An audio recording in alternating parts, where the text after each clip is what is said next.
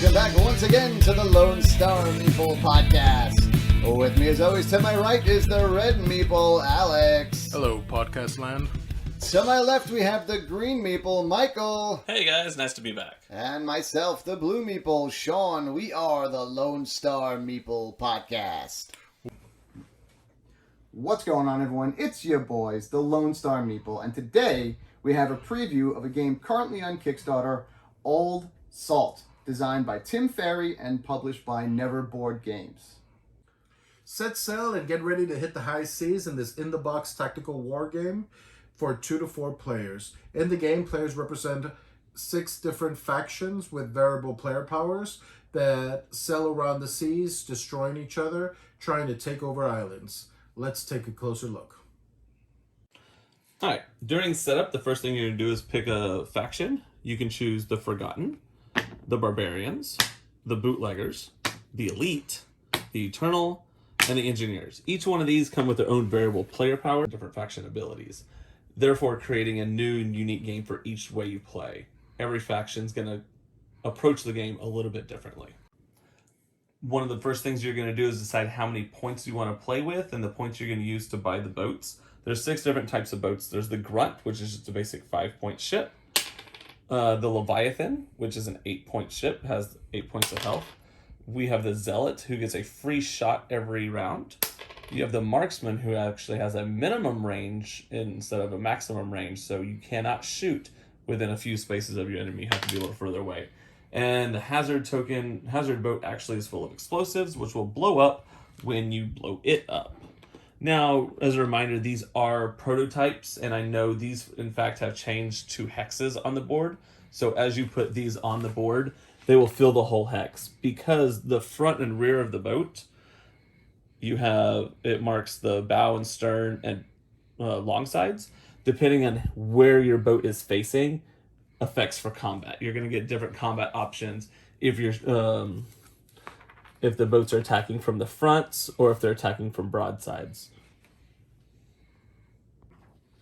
The next part of setup is drafting islands. The draft is done by the first player picking one of his islands, and then the second player followed by the third player. Then the third player will draft another one, second player, first player, until all islands have been drafted, going back and forth. After drafting ships and islands, you will then assign those ships to several of your islands. You get to choose which islands of yours the boats go to. Do remember that the direction that your boats face will affect combat. Last part of setup is setting up the trade wind deck, which becomes a timer of the game. The game lasts 8 rounds, but they give you 9 tokens. You'll randomly remove one of them, shuffle the rest, which becomes the timer of the game. Once at the beginning of each round, you will activate one of the trade wind routes, which will affect boat movement. Now that the game's been set up, let's play Old Salt. So at the start of a player's turn, the first thing you're going to do is you're going to collect coins. Coins are the resource in this game that you're going to use to attack other ships and take a number of other actions throughout the game. You're going to collect 3 coins plus 1 for every island you control above 3. You'll always get a minimum of 3, but if you control more islands, you're going to get more coins at the start of your turn. Now that you have your coins, it's time to start taking actions and moving your fleet around the board. On a player's turn, there are 3 actions that you can take. First thing you could do is you can sail up to 3 ships around the board.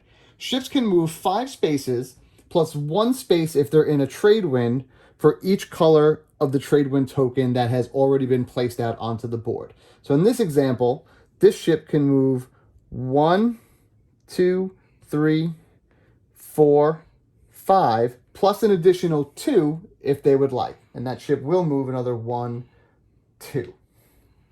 After you've moved 3 of your ships, you have the option to attack an enemy ship or potentially seize an island. Now let's talk about how combat works in Old Salt. When you want to attack an enemy ship, you need to pick a ship that's going to be the attacker and then choose a target. At this point, you need to spend coins in order to make an attack.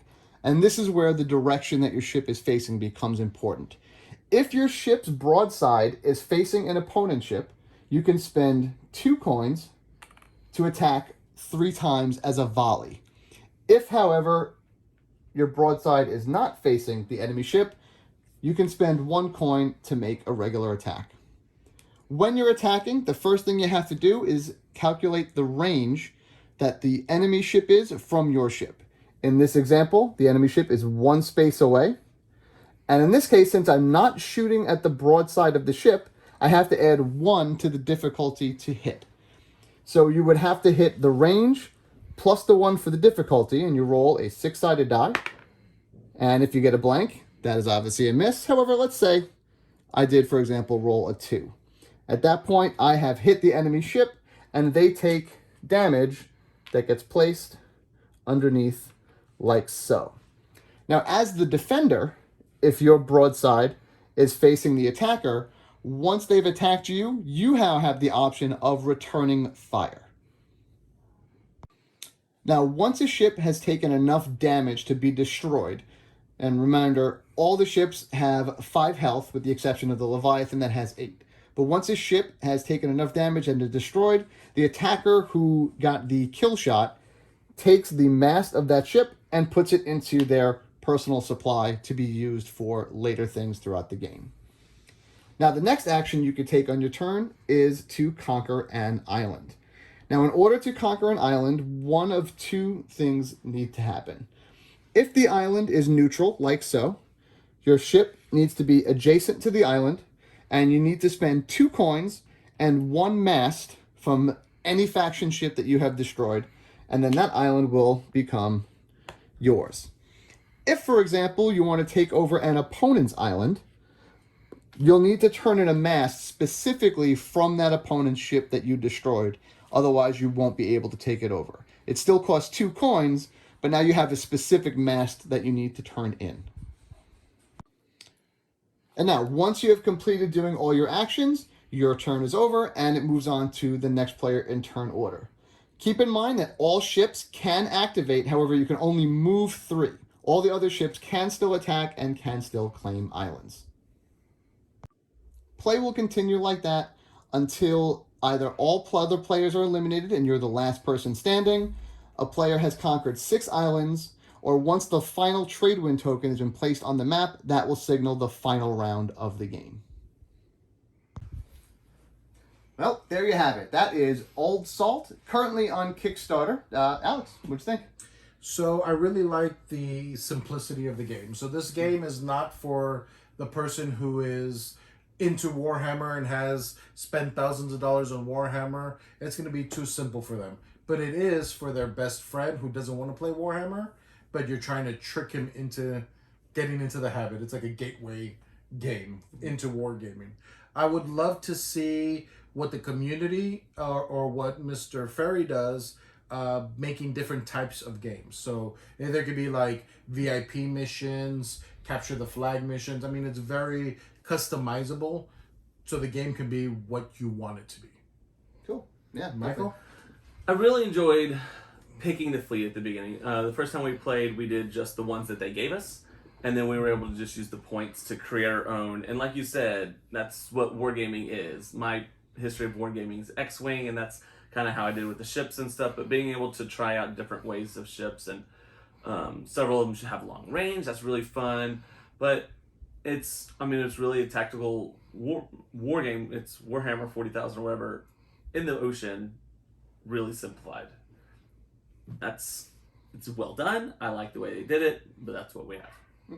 Yeah, no, I agree. I think I played a lot of different war games. I played Warhammer. I was really into like War Machine and Hordes for a good while, and this really does capture that beginner sort of intro to that world of wargaming. Sort of the way that you build out your army based on points.